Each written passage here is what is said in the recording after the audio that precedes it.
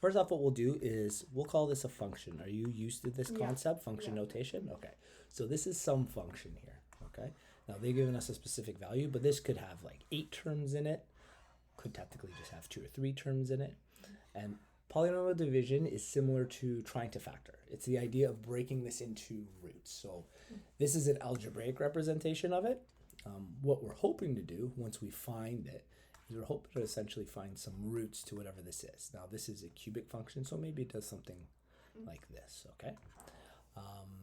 For your question, they just want you to go through the process and find out what the remainder is and stuff. So it's similar to long division. So we're going to try to set up the similar looking long division sign here. And what they've told is we're going to divide by this, okay? So in other words, this is your quotient here. You have x minus 2. And we're going to divide x cubed minus 4x squared plus 2x plus 3. The goal with polynomial division is to always match up the variable here with whatever variable is the very first term. So we order the terms. That's actually a really important piece. I actually didn't mention that. I should have. This one's already in order for us. X to the power of 3, x to the power of 2, x technically power of 1, and you could argue that's x to the power of 0 or just there's no x there, okay? If one of them were missing, so just as an example, even though this is not it, let's say that there was no x to the power of 1, you would actually, in order to carry this out, you'd actually have to put 0 at x, okay? Otherwise, you're skipping something and it won't quite work out. Now, luckily, this one has that, but just keep that in mind. You always have to check the value to make sure that every one of the variables and their powers is represented.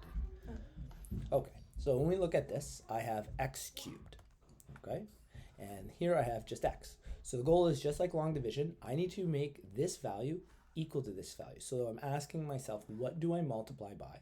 So what do I multiply x by to get x cubed? It turns out if I multiply by x squared, so if we do x squared times x, because that's the original x there, we end up with x cubed. And that's just the law of exponents. We would add the two together. Great. So now what I'm going to do is I'm actually going to multiply both this term and this term by x squared. So when we do that, we're going to write it underneath and then subtract. So we already said that x squared times x is x cubed, so we have that, x cubed. And then x squared times negative 2 is negative 2x squared. So this is where it's similar to long division.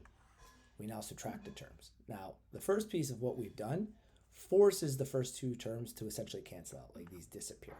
If they don't, that means we've already done something wrong. Okay, so this, when you go to subtract them, should end up, that's the wrong value, 0. Okay, here though, this one gets tricky, so this is good to pay attention to. We have negative 4 subtract negative 2. That's the same concept of actually saying negative 4 plus 2.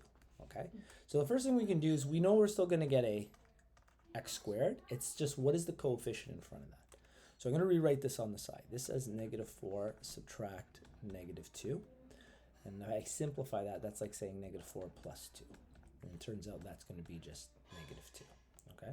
So then when I do the subtraction, I end up with negative 2x squared. Great. Now I only have one term, and this division forces me to have 2. So I'm going to bring down that next term. So it's positive 2x. And then we repeat that process. So I didn't need to write the 0 in, so I'm actually going to get rid of it so it doesn't confuse us. So the very next step, same idea. Now this term needs to match that first term. So the question then becomes, what do I multiply x by to get negative 2x squared?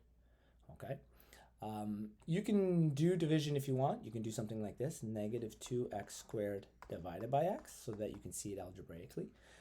When you do this, the constant, there's always an assumed 1 there.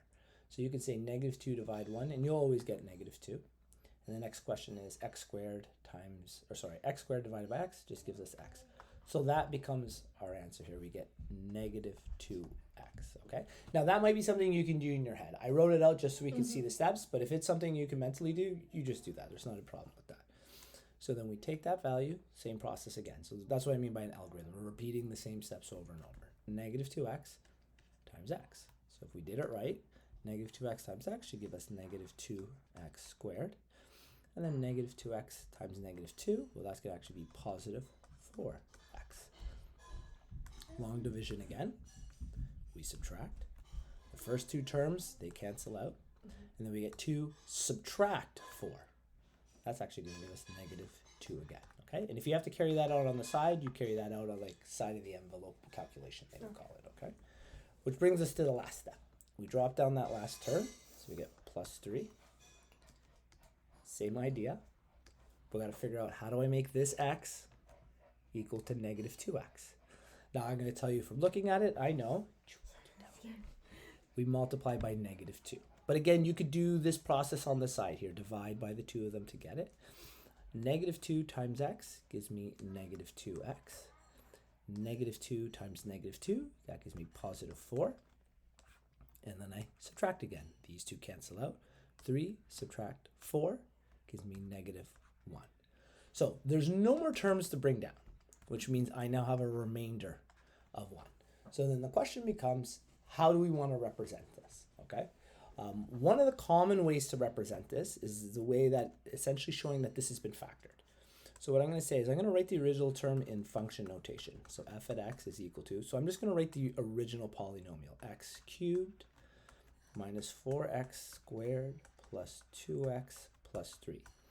Now, what we did, we essentially factored this out. So another way of writing this is the term that we divided by, in brackets, so x minus 2, times another set of brackets, which is our answer here.